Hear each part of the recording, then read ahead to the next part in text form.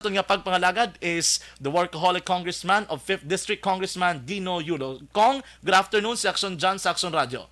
Oy, kaso po gulo tayo. Kong, good afternoon. Sabihin. Kong, hello. Mayong hapon. Yes, Kong, Section John, Saxon Radio Bacolod, Kong. Yes, aksyon dyan, mayong hapon. No, kasi mo tagpalamati, mayong hapon. Yes, Kong, actually kita, personally ko nakita na ang imo opisina, nagadulong na gidman sang bulig sa mga evacuees dira sa Mamailan. Pero kung if you were able to assess kag nakabalo ka naman, no, may mga 15,000 na nga evacuees, what else kung ang pwede naton digto mabulig sa ilaman? Underwear. Mm-hmm. Actually, ang tubig doon sa presinti na pagkaon, damo naman, no? Okay. So, I think, ang gagapo ng lango-lango nila, siya kulang na kami mga panty, din mga underwear, no? Ito iba nag-backwet, no? Oo. But basically, I think everything, no? Siguro after a while, siguro bulong naman, no? Iti kabalo makita sa epekto. Pero kay Kong Ginpaydalom sa state of calamity, what particular in terms of moving opisina, kay ang isa na digili ka possibility, yung nga makapa-downgrade, bala maka-download rather sang budget gikan sa national government, anong pwede mo na in that particular case because it was considered under state of calamity? Actually, nakapabalo na kami sa DSWD, no? That's why in DSWD region, nagkanto na to sa nagkanto na to sa Mamailan, sa Kagapot.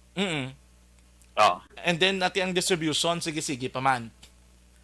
I think may ara man sila, no? Kami yati wala man ang opisina namon starting sa nagpanghatag na kami, no? Kung nakabisita ka man sa mga residente, kamusta sila ya? Kasi imo nga pag-ilustorya sa ila. At of course, no, inang kabaluman sa pagkabalaka kugmat, no? Iban sa ila, haling ito sa mga lugar nga makabati gid sa linupok, no? So dako na nga bagay, no? Pero nang kabaluman sila nga kundi sila mag-evacuate, mas delikado pag ito sila. Okay, pero sa may ara nga sa imo nga type sa imo nga programa nga ginapatigayon, may ara ka gina-look forward pa in the future what thing or ano nga mga program ang maka-benefit na di sila? Well, of course, no, ang pinaguro ka importante, no, ang recovery program thereafter, no. Ikabalo man kita nga for how many days or maybe, no, base magdabot pa sa kasimana, no, nga wala na to sa economic activity sa ila, no. So we need to jumpstart the economy dito, no. And that's one of your nga mga specialization ang economic recovery. So you're looking forward ko nga base makadihon kamo program for that specifically sa mga affected sinidre. That is correct, no. So subong lang pa kami kung ano pang mahatag naton nga kuno in the short term, no. For the meantime, Kong, anong pwede ninyo nga ma-advise anay sa mga residente dira nga who really wanted to go back dito sila nga lugar kadi sa daga Mamailan man mismo kay nagasigi pa ang ilang operation dira sa militar? Ulatod talang guro, no, kung may clearance dalin sa aton nga mga authorities do nga makabalik na sa ilang respective area. Kabalo kita kung sila may intelligence reports sa no, may people on the ground sila. So mas kabalo sila kung anong sitwasyon dito. So let us wait for the instructions, no. Para nga good line na no, like the other day, no, nakabaton kami sa mga report no, nga nagapangayo sila sa ila sa Facebook namon ba nga pangayo sila sa ilang pamilya kung pwede ma-rescue. Di kagabiho na no. That's why kailangan mas better to be prudent about this, no. Amo na kung gusto ko man tani asi mo kay damo bala naga-raise and we've heard sa imong mga grupo kay mga tinawa ara sa area Gambal nga may gapangayo sa inyo sang bulig. Pero anong ang explanation diri permi ginapalabot is you cannot really immediately penetrate the area kay kinahanglan clearance from the militar do amo sa katabo.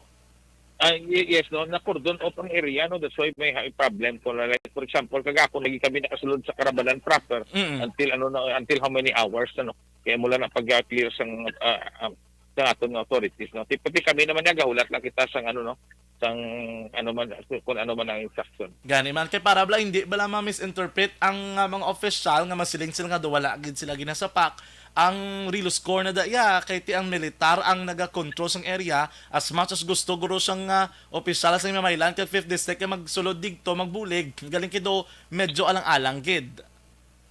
Correct, no. So that's why muna nga hulat kita sa sa ilang instruction. Okay. Kung pero ang clarification diri sa inyong paglibot to dira sa proper sa Mamailan nya economy is still ongoing gasige normal ang situation. Wala, no. Actually to na isolate lang sa Upper Carabalan, no. And then may mga spillover diri sa Buenavista side, sa Mahalang, sa sa Kabadyangan, kaga diri sa Payao kay sa Biao. Oo, ay isa pa ginaguro ko ang ato lang ginapamangkot na interview ko tong isa ka chairman sang sitio gamba silang ila agriculture nga aspects sa ilang nga palangabuyan law mo ning apektado. I know for sure nga hindi kinaya pagpabayaan kay imo ginaya forte dira man sa 5th district. That is correct, no? So, muna ginalantaw naton paano sila mabuligan dayon. Sige, sige. Kung anyway, ma-update na kami kay kakita man naman yung nga post sa inyong official Facebook page kay tika mo man ga-update sa mga evacuees kag mga bulig digdo. Kung thank you so much sa time ang hapon. Sige, may nga po man si mo action dyan. Kag sa matag palamati, may nga po. Sige, sige. Diretso